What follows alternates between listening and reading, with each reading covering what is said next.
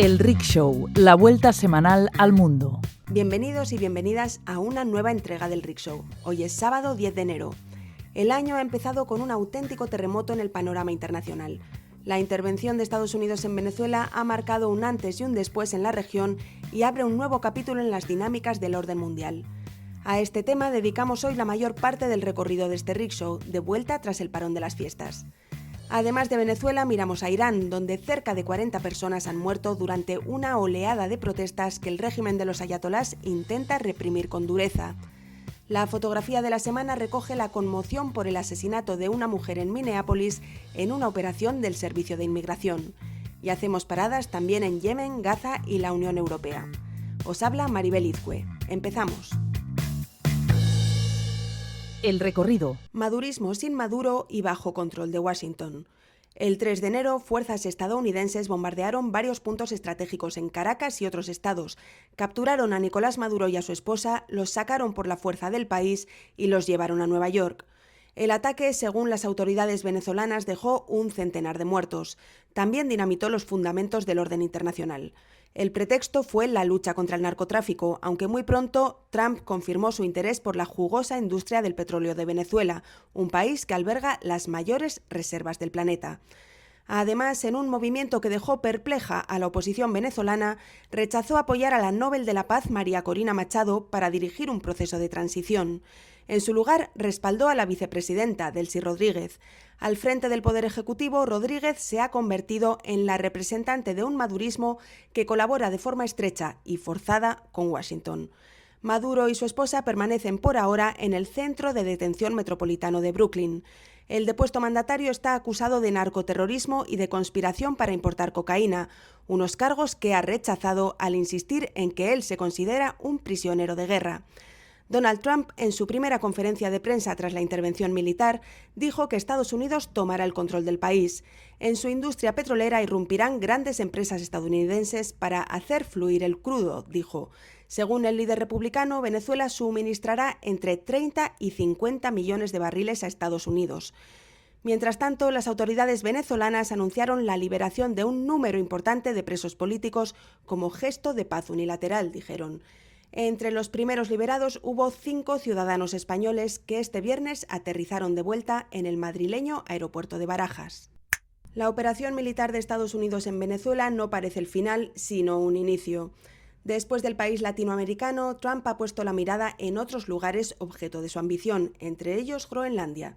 Como viene haciendo desde que llegó a la Casa Blanca, el líder republicano insistió en que la isla ártica, de soberanía danesa, es una prioridad de seguridad nacional para Estados Unidos. El secretario de Estado, Marco Rubio, dijo que la próxima semana funcionarios estadounidenses mantendrán una reunión con Dinamarca para tratar el tema.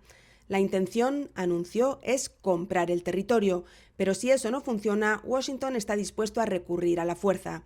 Detrás del interés de Trump por Groenlandia están los preciados recursos naturales que alberga este territorio de más de 2 millones de kilómetros cuadrados, gran parte de ellos cubiertos de hielo.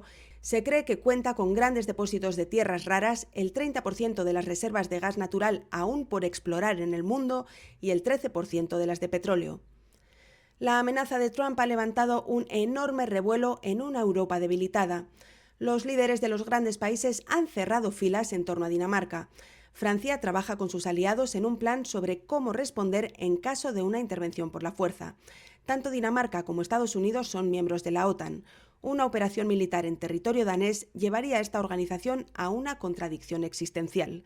En cualquier caso, Donald Trump ha demostrado ampliamente su desprecio por los organismos multilaterales mientras ondea la bandera de America First.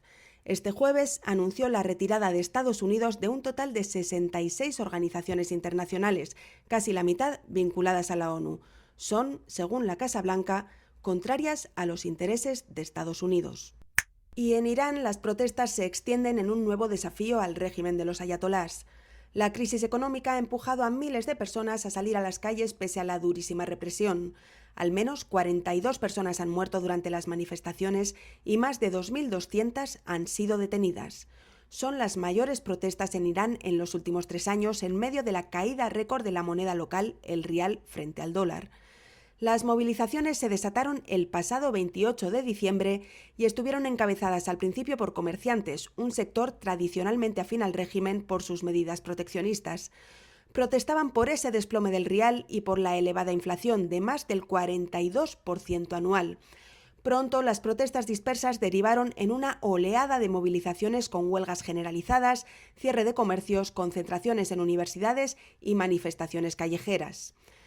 A la represión en las calles se han sumado los bloqueos a las comunicaciones, con restricciones al acceso a Internet sin permitir las conexiones de fuera del país. Irán no vivía una ola de manifestaciones de esta magnitud desde la muerte en 2022 de Mahsa Amini, una joven kurda de 22 años que fue detenida y apalizada hasta la muerte por la mal llamada policía de la moral, supuestamente por llevar mal puesto el velo. En aquella ocasión, las protestas estuvieron protagonizadas por mujeres jóvenes y fueron también reprimidas con extrema dureza. La imagen. La imagen de la semana de David Guttenfelder muestra a una multitud ante un memorial en homenaje a Renee Nicole Good, de 37 años, que murió en Minneapolis por los disparos de un agente del Servicio de Inmigración durante una redada. El agente disparó contra la mujer de nacionalidad estadounidense mientras ésta conducía su vehículo. Good se encontraba en el lugar del operativo según las autoridades como observadora legal, personas que documentan y supervisan las acciones de las fuerzas del orden para garantizar el respeto de los derechos legales.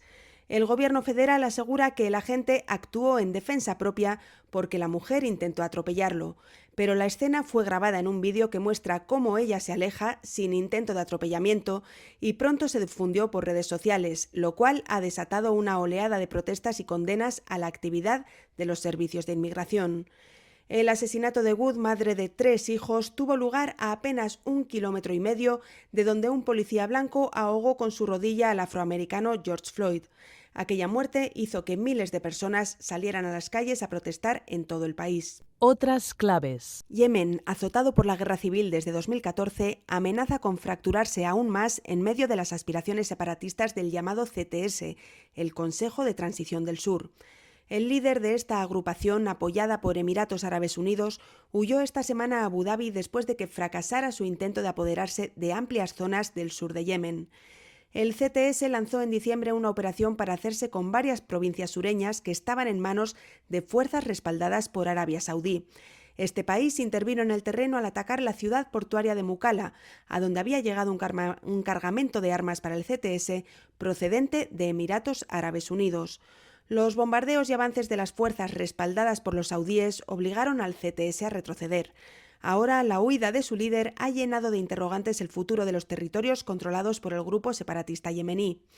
En medio de los combates entre las distintas facciones, cerca de 600 turistas, entre ellos una veintena de españoles, han quedado atrapados esta semana en la remota isla yemení de Socotra, al quedar cancelados los vuelos debido al conflicto armado.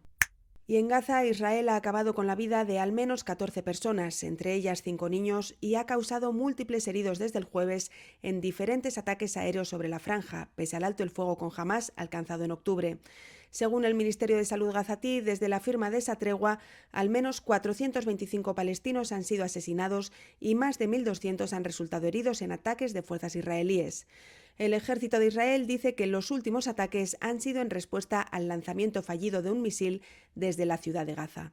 Las condiciones de vida en la franja, lejos de mejorar por la tregua, siguen empeorando en medio del invierno. Israel continúa el bloqueo de la entrada de ayuda humanitaria, incluidas tiendas de campaña y materiales básicos para afrontar las inclemencias meteorológicas. Y miramos a Europa, donde varios países se han comprometido a desplegar una fuerza multinacional en Ucrania en caso de que se alcance un alto el fuego con Rusia. Al término de una reunión celebrada en París, Francia y el Reino Unido anunciaron que tras una eventual tregua establecerán centros militares en toda Ucrania para asistir y apoyar sus necesidades defensivas. Por su parte, Estados Unidos lideraría la vigilancia del alto el fuego. Entre los países que se han comprometido a participar en la fuerza multinacional bajo mando europeo está España, que podría enviar instructores, artificieros, ingenieros y observadores.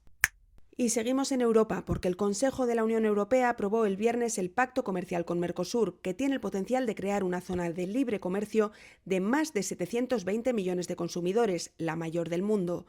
A falta de ciertas formalidades y de su aprobación por el Parlamento Europeo, el respaldo de los países europeos allana el camino de un pacto que deja tras de sí 26 años de negociación. Empezó en 1999 y el primer principio de acuerdo solo se logró 2 décadas más tarde.